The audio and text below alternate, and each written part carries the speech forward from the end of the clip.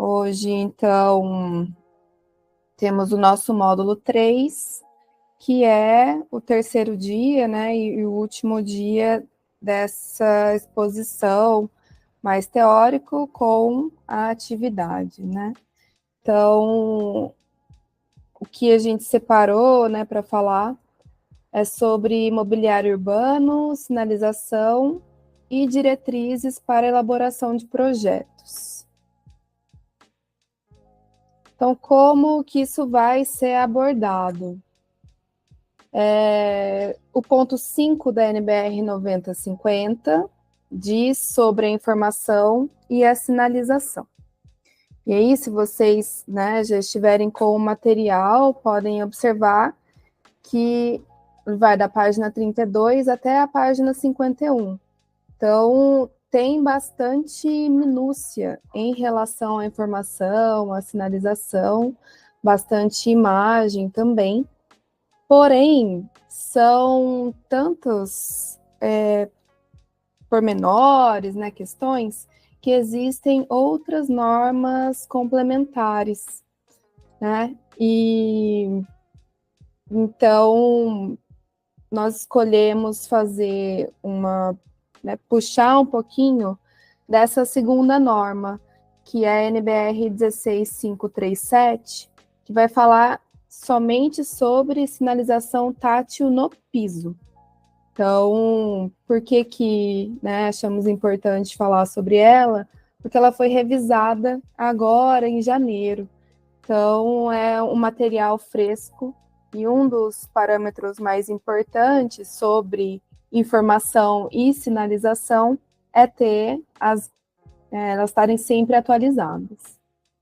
Bom, e falar sobre o mobiliário urbano, que é o ponto 8 da 9050, e são poucas páginas, mas na verdade tem várias retomadas de outros pontos, principalmente do que a Natália apresentou ontem, né? Então, é da página 112 a 115, que vão fazer essas retomadas, então. Muito bem. Agora, o que vai acontecer? A 9050, ela também tem alguns anexos. Então, logo no começo dessa parte de informação e sinalização, ela já informa assim, tudo deve estar de acordo com o anexo B desta norma. E para facilitar essa leitura, né, então trouxemos aqui o que está nesse anexo B, que vai reger essa parte de informação e sinalização. São alguns pontos colocados, né, que vão começar da seguinte forma. A informação deve ser clara e precisa para ser facilmente entendida e não ambígua. Então, tem todo um cuidado com a parte de português, parte de sinalização, como que isso deve estar adequado, né? O excesso de informação dificulta a sua memorização.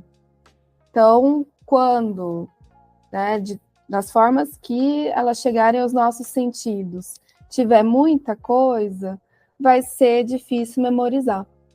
Então, pode ser muito texto, né? E quando eu vi isso, eu falei, vou ter que organizar essa apresentação, pensar numa diagramação, também é um dos parâmetros, né? Que esteja condizente com a norma. Ou, por exemplo, quando acaba ligando o microfone, tem ruído, até, estava um pouco preocupada do ventilador está fazendo algum ruído aqui no microfone, para atrapalhar vocês, a gente acaba cortando, não tendo essa memorização, e isso vai ser muito prejudicial quando a gente está pensando num espaço público, principalmente. O terceiro ponto, as informações conflitantes podem contribuir para o estresse dos usuários e dificultar a compreensão. Então, se a mensagem não é clara, ou se acontece uma fala e logo em seguida tem algo que está contradizendo, gera um estresse. E se são pessoas, né, que estão querendo conviver, estão passando num espaço público, utilizando esse espaço público, é necessário que seja reduzido esse estresse, né, e facilitada a compreensão. A norma vai apontar, então, na importância de se ter uma consistência da informação, seja com um código de cores, seja na simbologia, seja o que está sendo utilizado, né? E a gente vai ver que a própria norma, ela já não está tão atualizada assim, não tem tantas informações consistentes. E é o que a gente vem conversando esses dias todos, da importância de a gente observar e fazer essas críticas também a esses materiais todos. Então, um dos projetos que em algum momento já foi apresentado aqui é a requalificação da colina do Senhor do Bonfim, em Salvador. E aí, sobre esses 3 pontos que eu comentei anteriormente, dá para observar que com o desenho feito, né, é importante que se tenha bastante clareza, não só nas questões literalmente escritas, mas na determinação dos espaços. Então, o histórico da Basílica do Senhor do Bonfim tem todo um processo de uma peregrinação ligada à Igreja Católica, né, muitos anos, e tem multidão. Então, aquele acúmulo de pessoas é um dos programas de necessidade, né, organizar essas pessoas e dividi-las, né, nos espaços. Então, para fazer essa requalificação, foi necessário pensar como ordenar esse espaço de uma forma clara, com que as pessoas, né, de acordo com o seu, né, sua mobilidade, pudesse entender claramente onde frequentar. E essa é uma visada muito interessante que mostra, né, as adições, e então tem as rampas, tem as escadas, tem a definição da paisagem, né, como que foi feito também a inserção de mobiliário. Então, aqui, esses de madeira são novos postes de iluminação. Mais alguns pontos que são colocados nesse anexo B. Então, a informação deve ser fornecida no momento em que for necessária. Não adianta colocar uma placa muito antes da entrada daquele local. Ou então, falar, né, dar um comando muito antes da hora necessária. Então, um exemplo aqui, quando estamos em um transporte público como o metrô, sempre tem um sinal sonoro, né, que vai informar qual estação que está sendo a próxima. Ou então, em outras, né, sempre vai ter um anúncio. Essas informações, elas são colocadas na hora que elas são necessárias. As informações mais adequadas são as informações atualizadas. Então, alguns pontos, né, que estejam desatualizados podem atrapalhar bastante.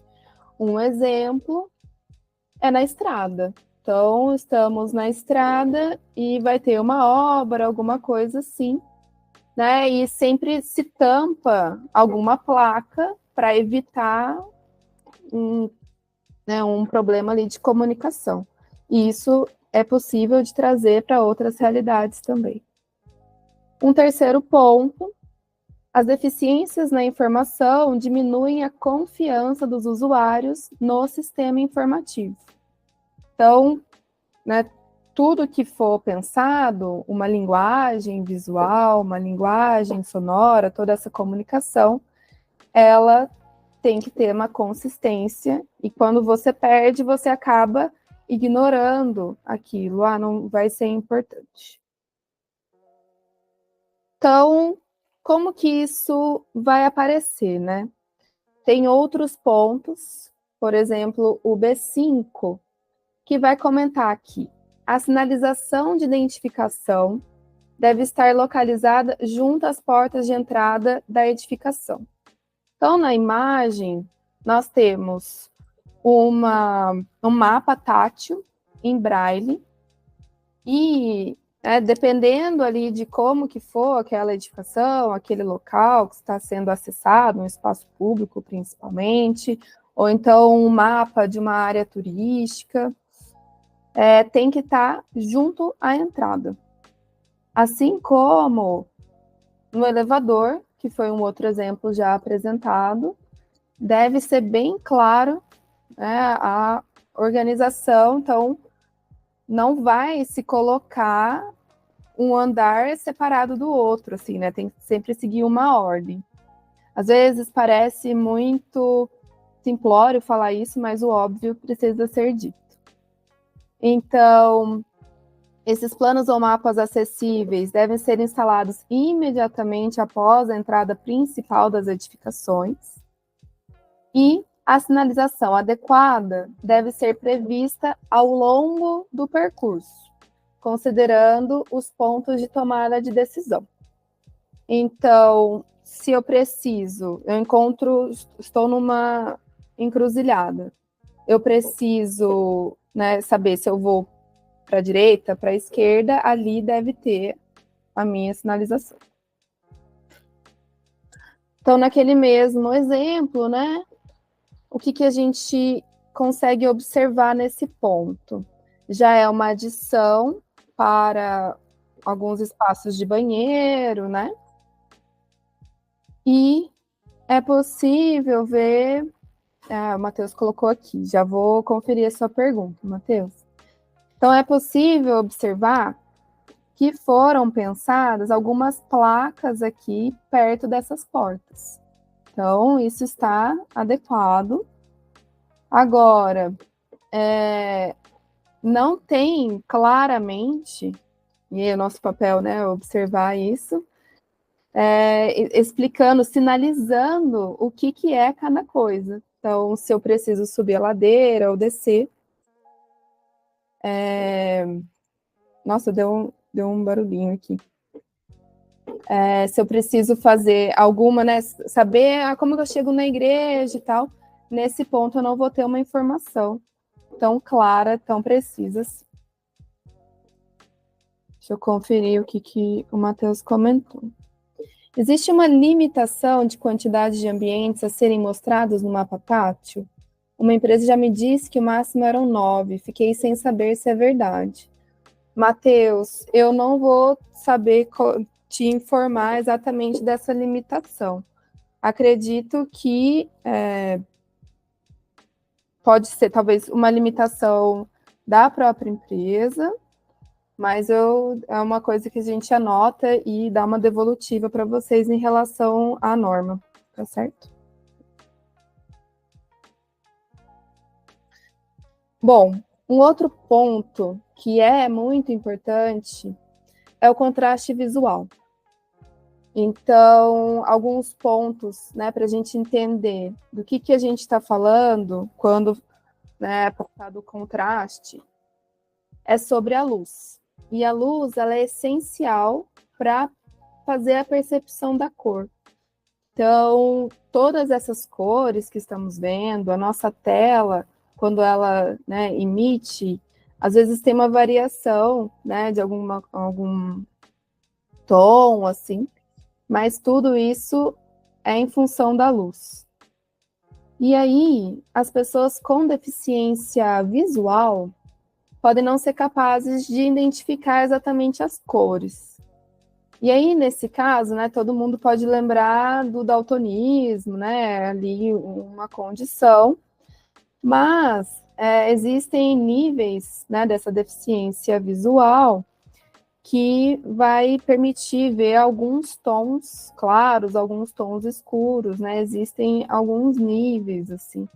Então, nesse ponto, né, vai ser importante a gente entender o LRV, que é o tanto que vai refletir dessa luz, né? Então, que a gente percebe, né? O que os nossos olhos estão percebendo, e isso vai indicar vários parâmetros em relação ao contraste.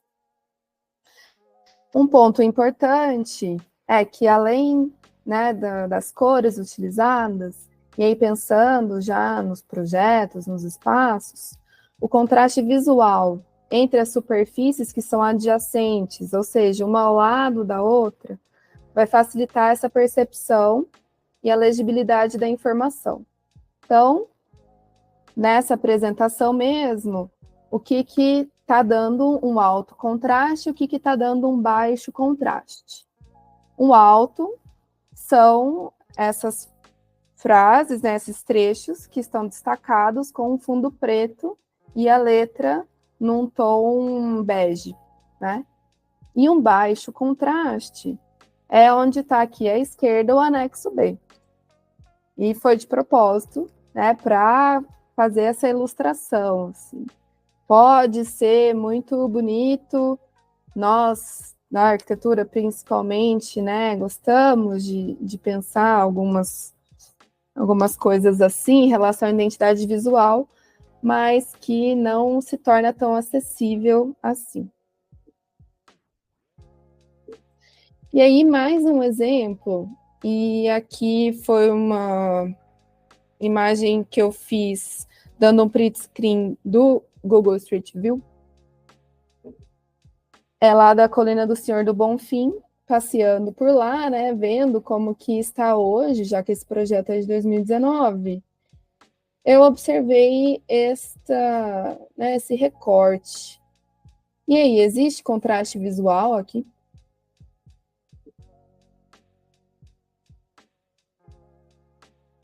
A princípio, não. Não tem, né, Gustavo? Então, além de não apresentar esse contraste visual, também parece um pouco estranho a escolha da utilização desse material, né, para fazer essa pavimentação toda. Então, tem a pedra portuguesa, tem, né, uma pedra polida ali, que é um piso trepidante que não deve ser utilizado, né? Enfim. E como é um projeto de 2019, já existia a NBR, então é algo a ser considerado. Porém, atrás desses balizadores aqui, é possível ver que tem um piso tátil de alerta. Talvez vocês nem tenham percebido, né? E a gente vai falar disso mais para frente quando chegarmos na parte da norma específica. Outro ponto que é relevante de ser falado e está presente na NBR 9050, dentro dessa parte de informação e sinalização, é a língua brasileira de sinais, conhecida como Libras. E nos cursos de graduação sempre está lá como optativa, né? Eu, preparando isso aqui, pensei assim, caramba, né? Quando que eu vou, de fato, fazer um curso de Libras? E aí fica aqui né, não sei o quanto que vocês também estão por dentro, se são fluentes, né, sabem, mas aquele lembrete, né, de pensar na acessibilidade também em relação a isso e em relação a aprender essa língua que é brasileira, né, do nosso país. E como que ela é dividida? Então, tem o alfabeto, e esse, né, a gente consegue ir soletrando, mas também tem as palavras, as frases, né, outras formas de fazer as frases todas. E aí, outro ponto importante também é que as pessoas, a gente pode soletrar o nosso nome, mas a gente pode ser batizado com algum sinal, né? Então, eu já tive a felicidade de ser batizada com um sinal pessoal, e tem que ser por uma pessoa, né, que vai ser, né, uma pessoa com a deficiência, e aí ela vai fazer o batismo. E aí o meu sinal é a letra A, de Ana Luísa, e eu tenho uma pintinha aqui ao lado do nariz, então esse é meu sinal, né? A Natália eu sei que também tem, né? Ela foi batizada numa atividade que fizemos com crianças, não foi isso, Nath? Se você quiser comentar um pouco. Eu fui batizada por crianças de uma escola que a gente estava trabalhando, e aí é isso que a Ana Lu falou, né, a comunidade surda é quem batiza pessoas que eles querem, assim, né, tem alguma proximidade, tem uma afeição. Então também, né, só para a gente não encontrar alguém, conhecer alguém e falar, me batiza, né? Não, eles que tem que partir deles essa iniciativa. E o meu sinal é assim, por conta do meu olho puxado. Legal. Outro ponto, né, que a gente sentiu muito pesar de não conseguir ter uma pessoa aqui fazendo, né, a tradução para Libras.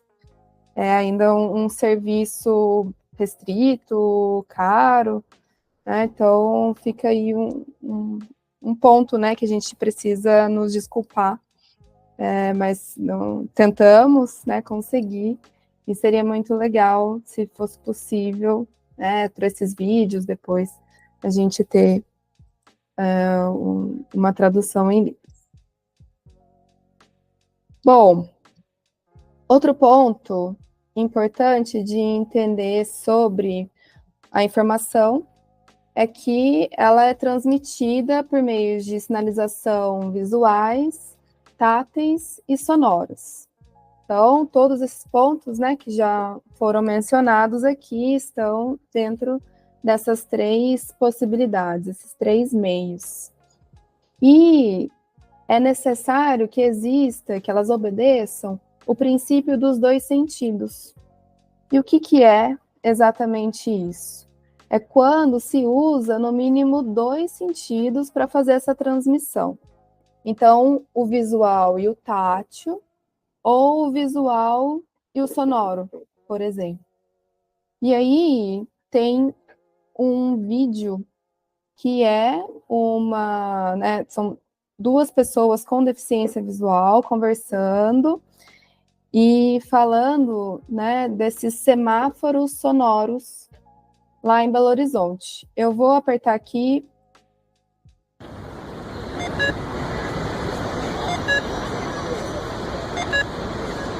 Quando o sinal dá essa acelerada, significa que o nosso tempo está acabando. Então, se você chegou e já está assim, melhor parar, esperar que ele abra para nós novamente. E quando fica em silêncio, ele está aberto para os carros. A gente não deve atravessar.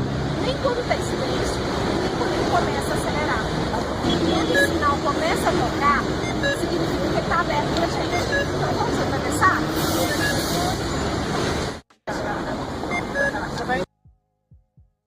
Conseguiram ouvir? Né? Então, assim, eles gravaram na rua, então, né, tava o barulho do trânsito e tal. Mas, primeiro, uma iniciativa muito legal da Prefeitura de Belo Horizonte, da BH Trans, que é a companhia, de fazer, né, mostrar como funciona com pessoas com a deficiência, explicando, né? E esse som, então, é importante para nós também, né? Funciona, a gente está andando distraído, celular na mão, né? Esse tipo de coisa. Então, já é algo interessante da gente ter. O semáforo, todos esses sinais sonoros, eles também vão ser descritos em outros pontos da norma, né, o que deve ser previsto. E eu vi também um comentário nesse mesmo vídeo que esse equipamento, se você segura nele, ele também vibra. Então, é uma outra forma de, né, então, utilizar o tato.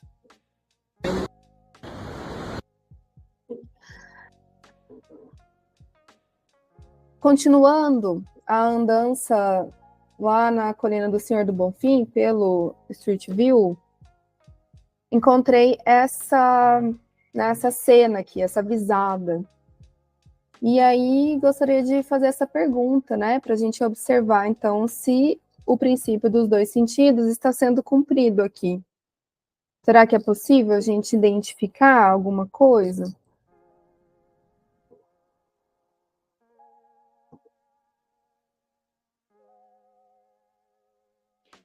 Agora, você pode nos ajudar lembrando sobre o princípio? Ó, tem uma colinha aí, Gustavo. Ó, uso de no mínimo 2 sentidos, visual e tátil, ou visual e sonoro. Então, dá para observar aqui uma placa, por exemplo, que está indicando onde tem esse estacionamento, nesse caso é um táxi. Tem mais alguma outra sinalização?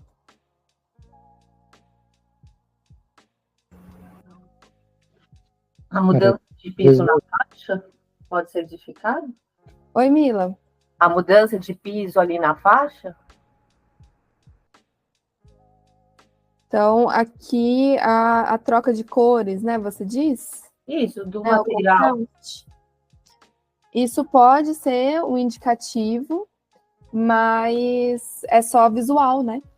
Então, realmente, a gente pega coisas novas que estão sendo feitas, estão sendo implementadas, que já estão descumprindo esse princípio dos 2 sentidos. Isso vai muito porque ainda se pensa muito em acessibilidade com só a mobilidade reduzida, né? Assim, a pessoa com cadeira de rodas. E a gente gostaria de frisar aqui para que sejam pensados, né, outras formas de serem cumpridos esse princípio. Outra característica, né, da sinalização. Então, ela precisa ser autoexplicativa, perceptível e legível. Então, estávamos falando da apresentação das informações e agora como que ela é apresentada por meio da sinalização. Então, todos os sinais, né, todos os meios de serem informadas, né, passar a mensagem, têm que ser autoexplicativos.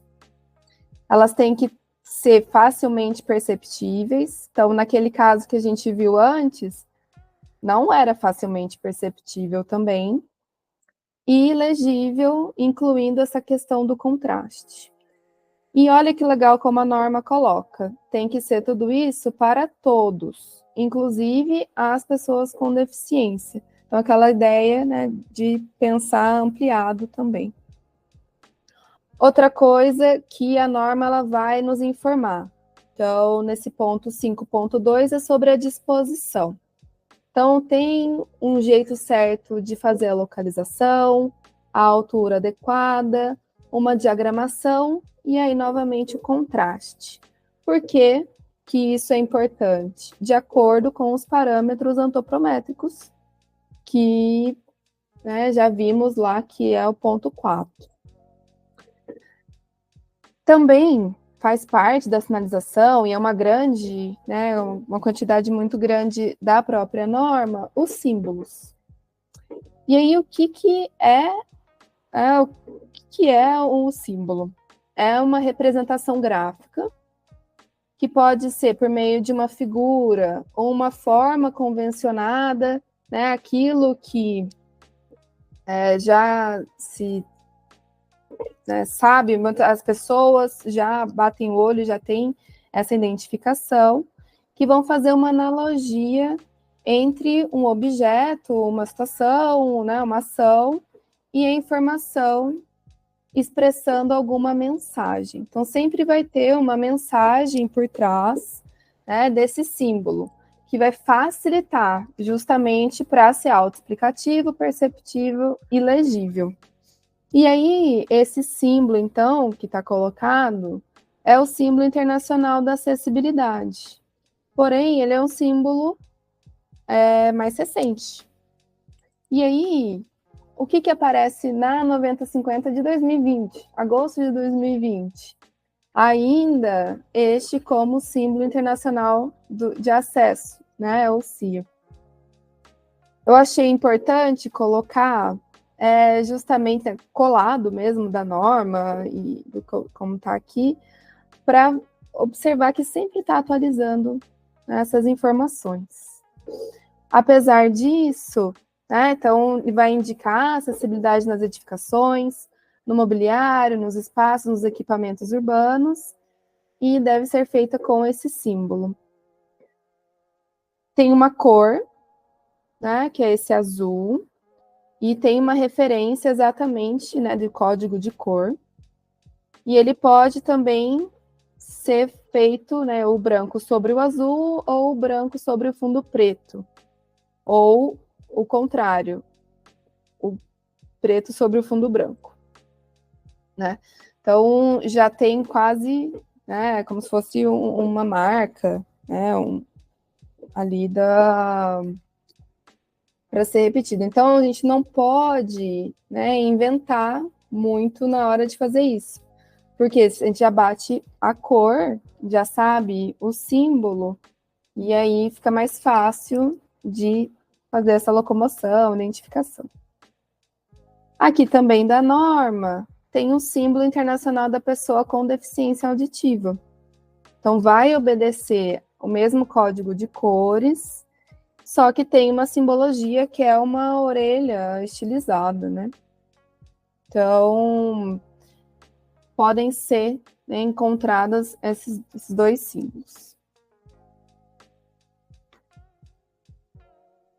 A sinalização, então, ela vai ter uma classificação que pode ser informando a localização de equipamentos, localização de objetos, podem ser sinais de advertência ou sinais de instrução.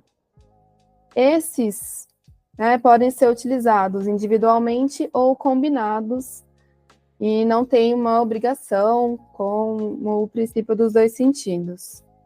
E aí, quando a gente olha uma placa verde, como nesse quadrado que está colocado aí, já se tem também, né, no nosso, né, já se convencionou que está ligado a uma orientação ligada a incêndio, né, evacuação, porque, principalmente aqui no Brasil, né, os projetos contra incêndio ficaram muito, né, se tornaram obrigatórios, e aí agora todos os espaços praticamente a gente encontra essas placas verdes com escrito branco. Então, elas são encontradas em situações de incêndio, pânico e evacuação, e na norma está colocado que é importante observar o que é estabelecido pelo Corpo de Bombeiros. Então, a 9050, ela vai também ser orientativa. Ela vai informar outros locais que devem ser encontrados, informações adjacentes, informações a respeito daquele ponto.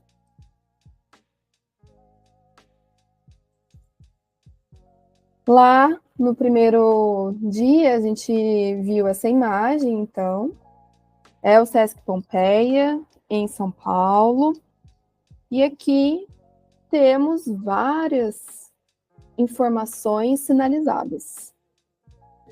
Temos um totem aqui à esquerda, que está indicando, né, todos os espaços, e próximo a cada entrada também tem algumas placas, né? Tem banners, tem informações diversas espalhadas por aí. E uma coisa que é possível da gente observar é que talvez esse totem ele não está dando a informação exatamente, né, próximo ali. Mas quando você chega no espaço, assim como a mesa direcional, né, eu preciso ir lá no complexo esportivo, então eu vou entrar aqui, então tem um central e depois essa informação ela precisa ser continuada a passar próximo, né, quando for importante ali, né, como diz no anexo B. E aí, além, né, dessas, né, formas e existência da sinalização, ela também tem essas 3 categorias. Elas podem ser informativas, direcionais e de emergência. Então, quando ela é informativa, para identificar os diferentes ambientes ou os elementos de um espaço, uma edificação, ou então, em cada mobiliário, um comando. E aí tem um exemplo que foi um exercício projetual em cima, lá no Sesc Pompeia, feito por alguns alunos da FAUSP, para pensar, né, essa sinalização, como que deveria ser refeita ou repensada a sinalização. Então, é interessante de observar já que esse exercício de fazer uma crítica ao espaço e tentar adaptar, né, já tem algum tempo, assim, e já tem isso disponibilizado. E aqui dentro, então tem o galpão e tem o imobiliário, e está informado, né? Então está escrito espaço de leitura, para ficar bem claro, né? O que está dizendo, o que é para ser feito nesse espaço. Assim como acima, é uma representação de como devem ser as identificações desses espaços, né? No caso aqui do teatro, o espaço cênico. Quando que é direcional? Então, identificar, indicar um percurso, a distribuição dos elementos e dos espaços dessa edificação. Então, ela pode ser feita de forma visual, tátil e sonora. Assim como a gente viu no vídeo desse semáforo, por exemplo, né, de pedestres. Também, então, está indicando onde deve se ir e quando deve se ir também. Visualmente, podem ser essas setas, como naquele totem existente no Sesc Pompeia, e também com os pisos táteis. Em emergência, novamente uma placa verde, né, serve para indicar as rotas de fuga, saídas de emergência, dentro das edificações ou dos espaços, né, públicos, e ainda alertar quando há algum perigo. Eu já coloquei essa observação, né? Existem outras representações, mas o que é mais comum é mostrar que a saída de emergência é pela uma escada. Ou seja, as pessoas com mobilidade reduzida já têm um grande problema aí. Né? Aí os símbolos bem conhecidos, né, e bem polêmicos também, né, em relação a sanitários. Como devem ser indicados os sanitários? Um homem e uma mulher, né? Só tem essa divisão, e a mulher com o vestido, o homem com a calça. Aí o sanitário feminino acessível, como que a norma está colocando, né? Então, não dá para juntar o símbolo. É uma mesma mulher com o símbolo antigo internacional ali. Para o homem vai ser a mesma coisa. E aí, quando é o sanitário feminino e masculino, junto, e a família, né, só reduz ali a escala.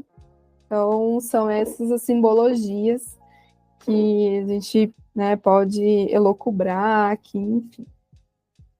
Então, a partir, né, nesse momento, eu queria ver se tem mais perguntas, alguns comentários, para a gente prosseguir para os outros 2 pontos.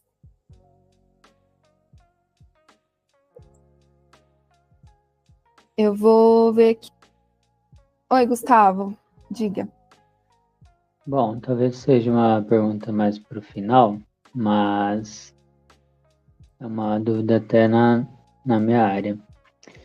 E mais específico sobre a norma, quem que tem o poder de fiscalização e a autuação dessas questões?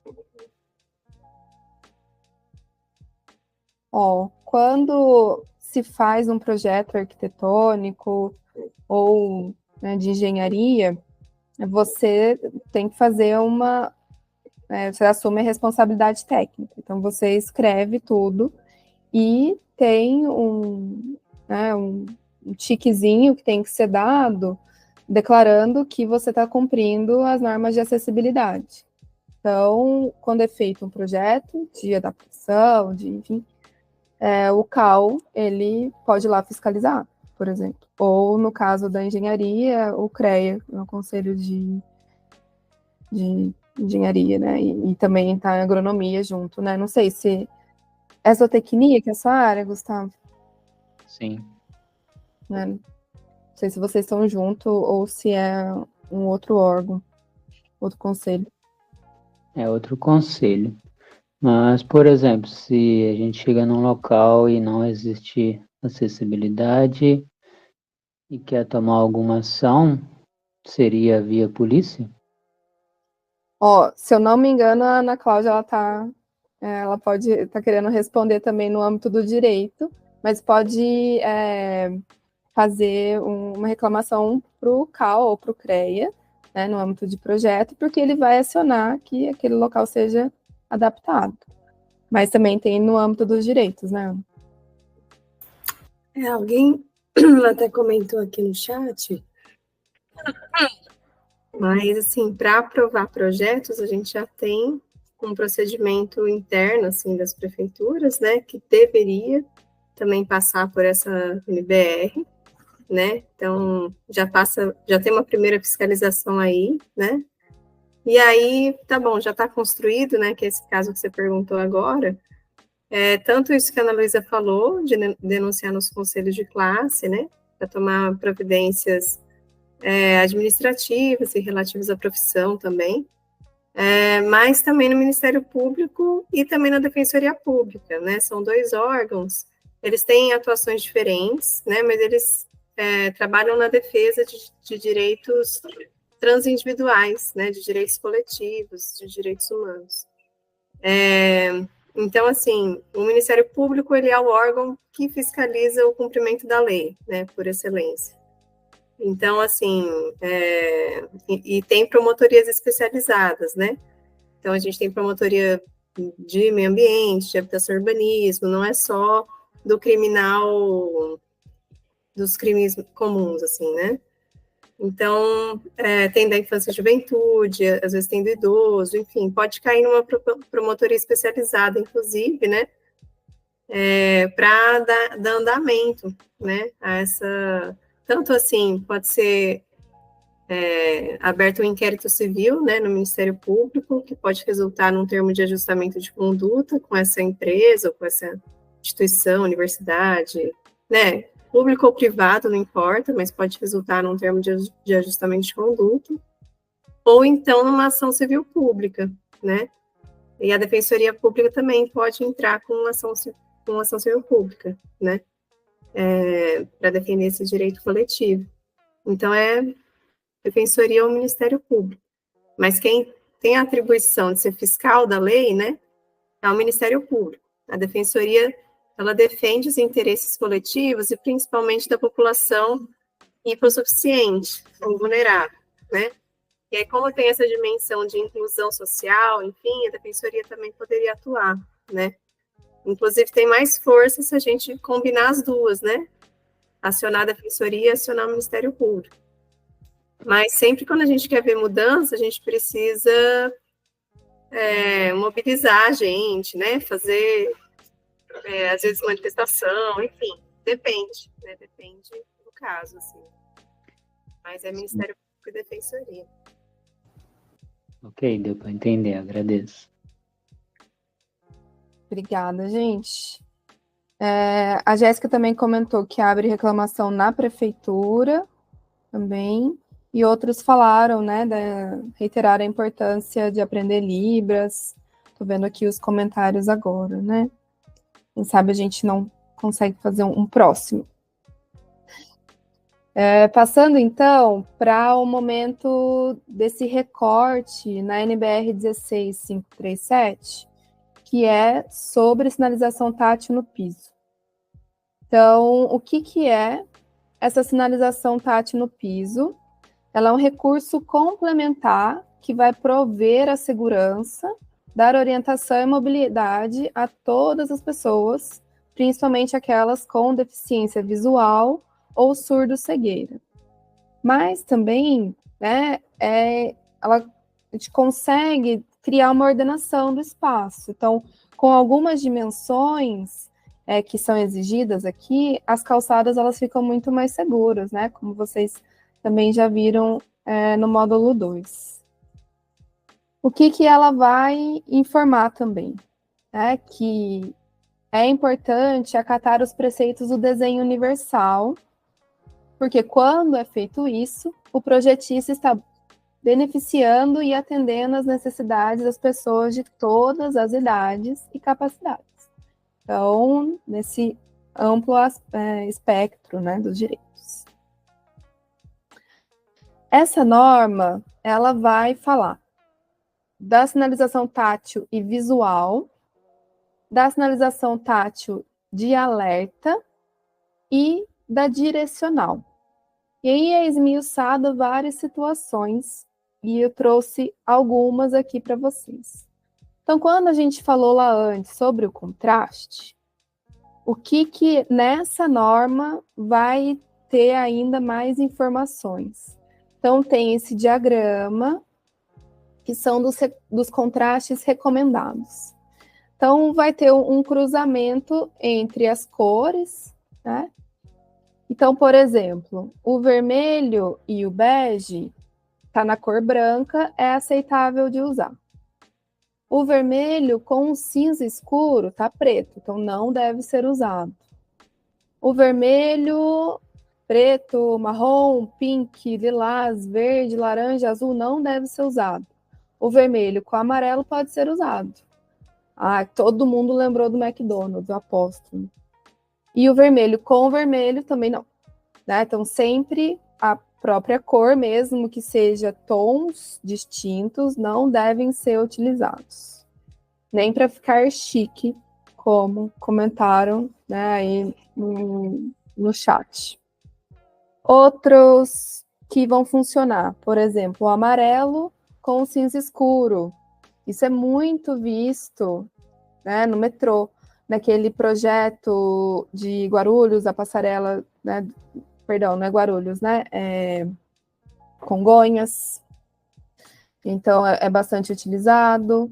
O amarelo com preto, até com o marrom, lilás. Aqui a gente pode até questionar algumas questões, né, dessa apreensão ali estética, mas que dá contraste, vai dar um contraste, né? Então, isso aqui que está sendo recomendado.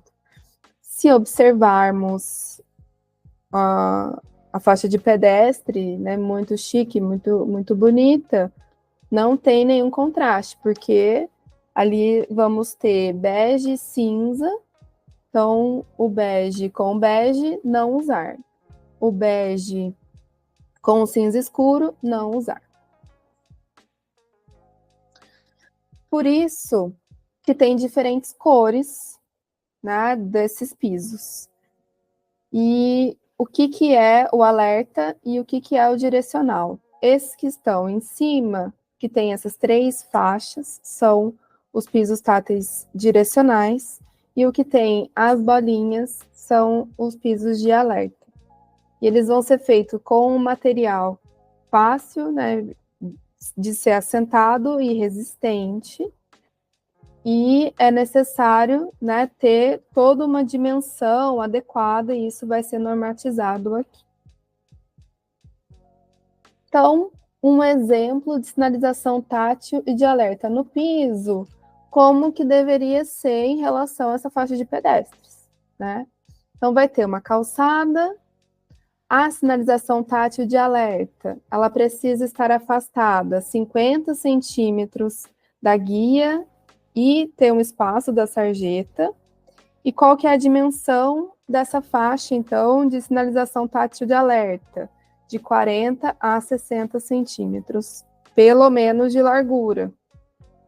Por quê? A pessoa que vai estar, ela precisa daqueles 1,20 m, né, tá se deslocando.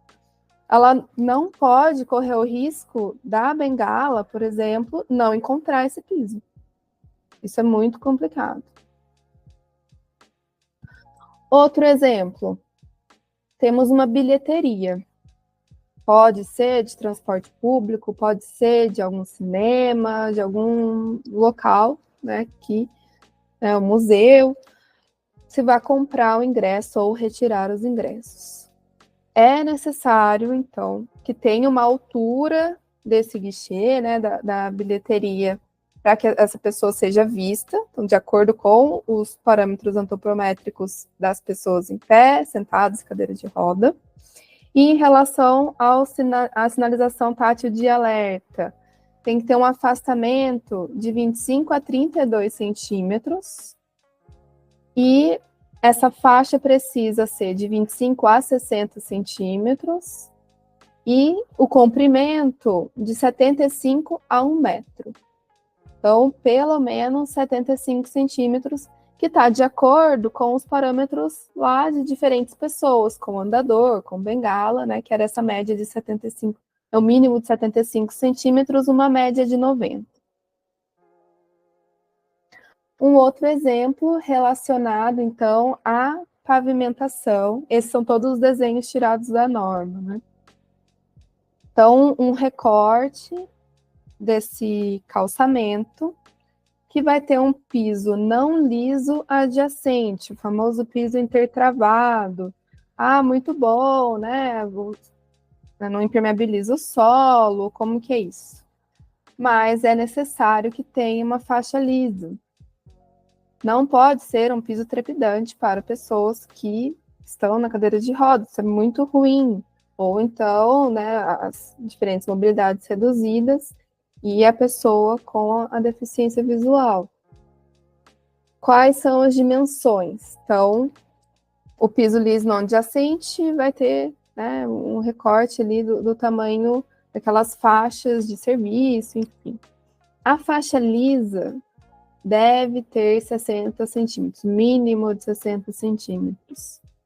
A sinalização tátil direcional, nesse caso, né? Então, qual que é a localização? Ao longo do percurso, de 25 a 40. Então, depende do tamanho da placa, né, que está sendo colocado ali. E, novamente, uma faixa lisa. Então, esse espaço todo ele tem que ser previsto quando a gente está pensando no desenho universal, quando a gente está fazendo o projeto. E depois, né, esse piso não liso que vai ser complementar. Lembrando ali, né, do contraste também entre esses tipos de piso. Agora, outra situação, né, junto a balcões de atendimento, bancos ou locais que tem uma permanência ali das pessoas. Então, nós estamos vendo uma vista superior, tem as pessoas sentadas ali, imaginemos que seja uma rodoviária, né? Então, lembrar, esses assentos fixos também devem contemplar as pessoas obesas, também tem que ter o espaço para pessoas com cadeiras de rodas. E qual que é a distância dessa sinalização tátil direcional dessas pessoas no local de permanência? O mínimo é de 1,20 m, desejável, recomendável 1,50 m. Para que justamente, né, rodoviária, né, lugares assim que tem bagagem, outros equipamentos ou um fluxo maior de pessoas, tenham um espaço suficiente para esse trânsito. Agora, uma outra situação, né? Esquinas. Então, nós temos calçadas e temos faixa de pedestre. Como que a norma ela está pensando, né? Essas calçadas localizadas tem esquinas, quando não tem uma referência, então é um terreno baldio, não, uma edificação, a sinalização tátil direcional deve ser posicionada no eixo da faixa livre ao longo de todo o percurso. Então, tudo que está nessa cor preta aqui, né? Estão fazendo esse L e também em direção a essas faixas de pedestre que tem a outra faixa do piso de alerta. Então, são desenhos que começam a ser um pouco mais complexos, mas eles são esses orientativos. Quando temos eles juntos, então, como que fica? Naquele mesmo caso da bilheteria, vai ter a sinalização de alerta com as dimensões e o piso direcional chegando centralizado, né, nessa faixa. Situações que podem acontecer. Então, vai ter uma sinalização tátil direcional, esse eixo, né, central de todo esse complexo, e o alerta e o direcional. Mas a norma também aponta situações, né, que tem uma inclinação e que acontece, né? As nossas vias, elas têm elas não são todas ortogonais, né? Quem me dera. Então, existe essa complexificação. Por último, então, para a gente, né, ir fechando aqui, alguns comentários sobre mobiliário urbano. Então, o que são, né, quais são esses objetos considerados mobiliário urbano que a 9050, que a gente já está de volta na 9050, vai observar? Então, é um conjunto de objetos existentes nas vias e também nos espaços públicos que estão superpostos, justapostos e adicionado aos elementos de urbanização ou edificação, né? Então, tudo aquilo que precisa estar junto de alguma edificação ali, né? Um complemento ao outro. E que essa sua modificação ou translado não vai provocar nenhuma alteração substancial nesses elementos. Então, pensando, né, o que são, tem essa lista para facilitar aqui para a gente, né? Às vezes, o próprio texto, né, já não está tão claro como deveria ser e essa informação, né? Então, quais são esses mobiliários? Semáforos, a gente já viu alguns exemplos. Postes de sinalização e similares, terminais e pontos de acesso coletivo às telecomunicações. Esse aqui é um grande guarda-chuva. Fontes de água, lixeiras, toldos, marquises, bancos, quiosques e quaisquer outros de natureza análoga. Então, são essas estruturas, né, que a gente encontra no dia a dia. De volta, então, a esse projeto de referência que estamos usando aqui, agora com foco no mobiliário que foi projetado para, né, nesse processo de requalificação urbana. Vamos observar, então, o desenho técnico. Olha que gracinha, né? Está disponível no site do ArcDaily ali, né? Eles nos brindaram com várias vistas e essa perspectiva super interessante aí para a gente analisar, então, se, segundo a 9050, esse é o mobiliário urbano acessível. Então, está aqui a lista, de A até F. Vamos ver se está cumprindo todos esses requisitos? Esse mobiliário, ele tem um poste de iluminação, certo? Também serve para as pessoas sentarem. Proporciona ao usuário segurança e autonomia de uso? Acredito que sim. Né? Então, aqui ele é uma iluminação solar, né? Não precisa apertar nada, não precisa abrir nada, ele está ali daquela forma. É assegurada a dimensão e espaço apropriado para aproximação, alcance, manipulação e uso. A postura, a mobilidade do usuário conforme lá o ponto 4, que é dos parâmetros antropométricos que a gente viu. Então, tem as dimensões ali, a altura. Talvez esteja um pouco baixo, né? Aqueles 32, centímetros, 40, né? A gente pode começar a pensar nisso. Ser projetado de modo a não se constituir em obstáculo suspenso. Aí aqui já complica, porque esse trecho, esse espaço aqui, né, do mobiliário que tem ainda um encosto, ele está suspenso, pode ser que alguém esbarre aí. Imagina, bate uma bengala, uma perna, o menino sai correndo, criança, né, igual a gente estava falando. D. Ser projetado de modo a não possuir cantos vivos. Tem. E. Estar localizado junto a uma rota acessível. Então, isso tá adequado, como vimos lá naquela primeira imagem, né? Isso foi pensado. E F, estar localizado fora da faixa livre para a circulação de pedestre. Isso também está cumprindo. Mas o próprio desenho, né, desse mobiliário, muito interessante, mas ele tem essas arestas vivas, por exemplo, que é algo a ser observado. Um outro exemplo que é colocado ali é a marquise. Aqui, a marquise do Parque do Ibirapuera, também em São Paulo, projeto do Niemeyer. E uma notícia, né, que está mostrando o estado dessa marquise.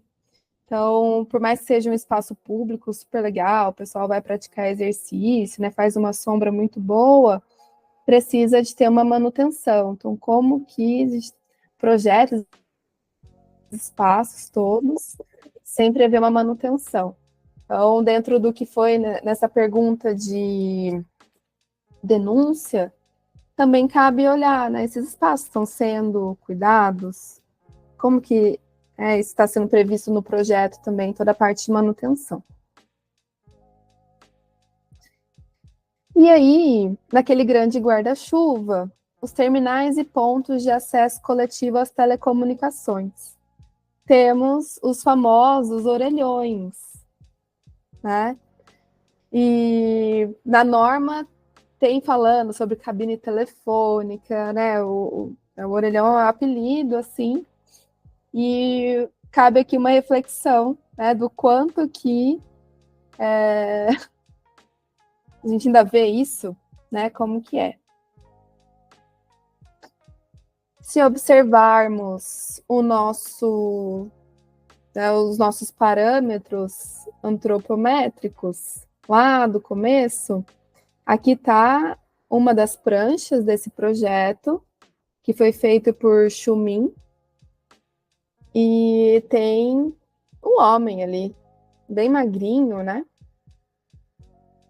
Confortavelmente no seu ângulo de 45 graus, utilizando esse telefone, mas sabemos que tem a versão um pouco mais... Gostaria de perguntar para vocês, vocês sabem de quem que é esse projeto? Quem que é Xumin?